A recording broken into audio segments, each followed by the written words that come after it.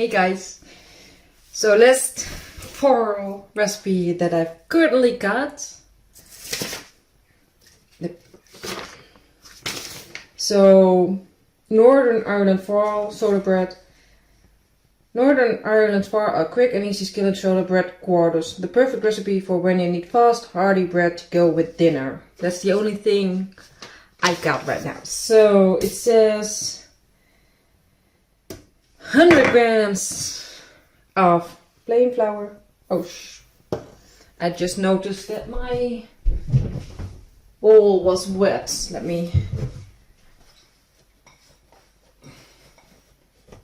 Yeah. 100 grams. I'm just going to combine all the dry ingredients first. And then I've got whole wheat flour, also 100 grams. The recipe came in cups, by the way, so I weighed out what a cup was. And it was a little less than 100, so I made 100 out of it. I've got half a teaspoon of just normal salt. And half a teaspoon of baking soda. So both around 5 grams. Let's give this a mix. And I just saw this morning a video about I think an American woman who showed the difference between if you use a cup, that if you pack your flour, the weight is more than if you fluff it up. I think it was almost 100 grams different. So yeah, and I'm European, I'm Dutch, like I think a lot of you know. So I want to know it in grams. Anyway, okay, that's it. And now I've got 110 grams of buttermilk. So I'm going to do a bit by bit. I made it well, as you can see, and then I'm just going to make it a kneadable dough that needs to stay in my bowl. I think I'm going to go in with all of it. And I'm preheating this pan again, of course. So I'm using the same pan every time. By the way, talking about flours and weight, I also once read that all flours are different. So if I use this package this time, I have to use all the buttermilk. But if I use my next package, then maybe I need to do more or less, because all flours are different with how much liquid they need to soak up. So let's put it to him.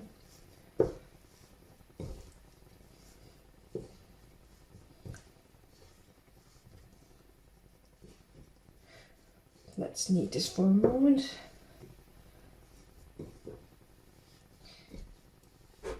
Oh, and by the way, why keep I saying by the way?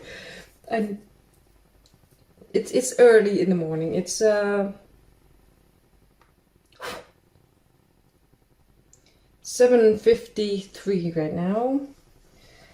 And this recipe makes 2, so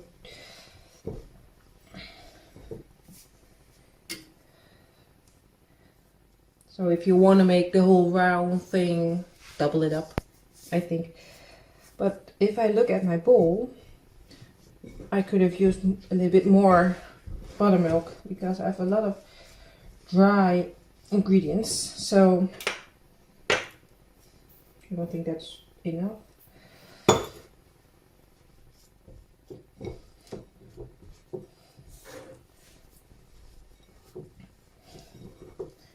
I don't want to use too much because then I need to use more flour again.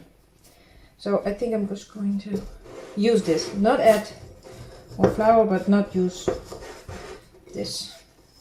Just going to do it like this, and then knead it for a moment, just to see how much I can incorporate, and then let's put it in a pan. To flatten it out. And I know, or I guess, I don't know, what I read is that it's called a Farl, basically because of this shape. So I don't think if I have this shape that I'm allowed to call it a Farl. So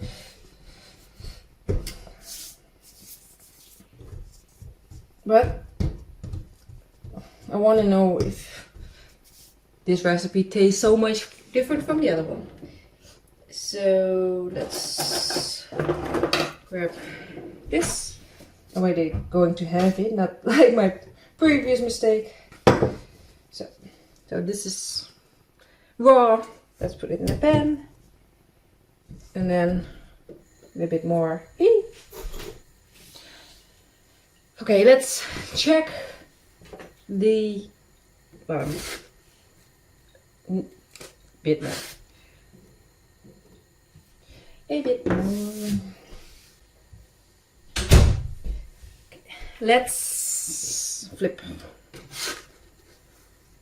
Still not. They're puffing up more than the other one. A little bit more heat, so the other side will brown a little bit more.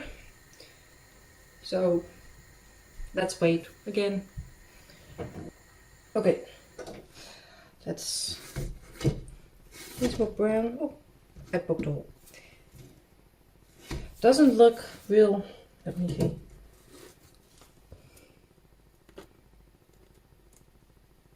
Looks not really done in the middle, so I'm going to give them a few minutes.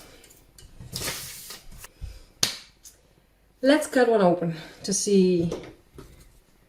I put them on the side for a moment, but yeah.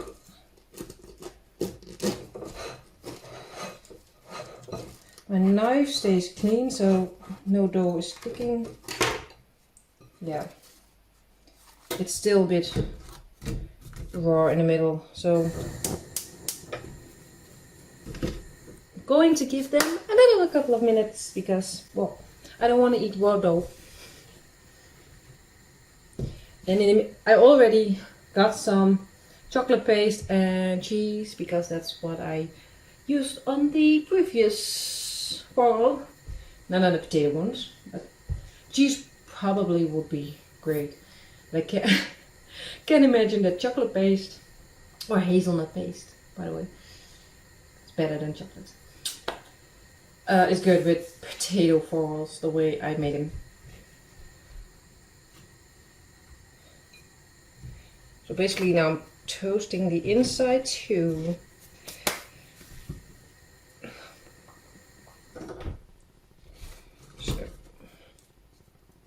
So do we think it's ready? Yeah. Okay.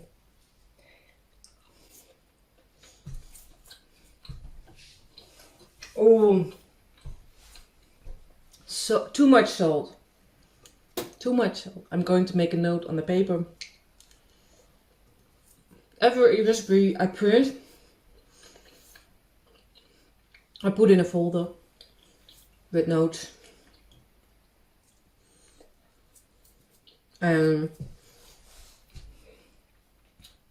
Well, or the recipe really has to be, well, gross. I don't want to say gross. Not to our liking. If I'm not going to make it ever again, it's going to go away. But I like to print my recipes and then make notes for the next time. So I used half a teaspoon for this recipe. So a quarter would be great too. But let's piece of bread and some of the cheese.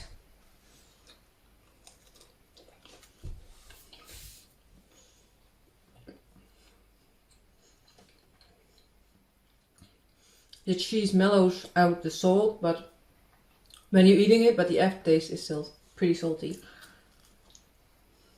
But I like the addition of the whole wheat.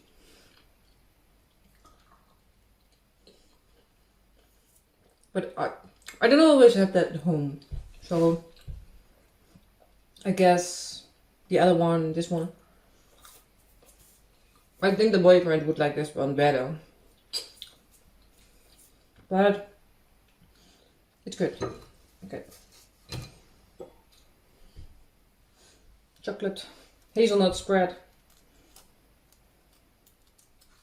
Let's see how salted caramel is good. So let's see how salted hazelnut spread.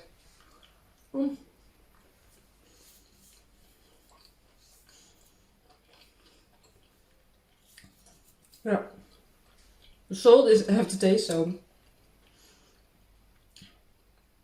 But I'm going to eat this.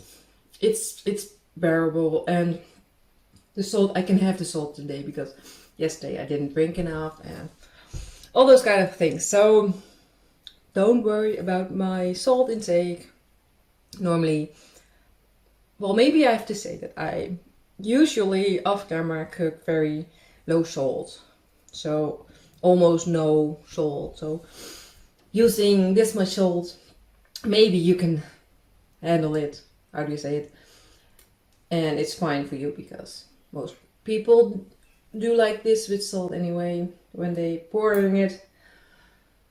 So yeah, this is I like this recipe, but for me with less. I keep repeating the word salt. Good morning. It's early, but doesn't matter. I'm awake. My brain just isn't fully. Anyway, thanks for watching. These were 3 potato farls this week. Anyway, still waiting for any other recipes if you want me to try it. I love to try it. Bye bye.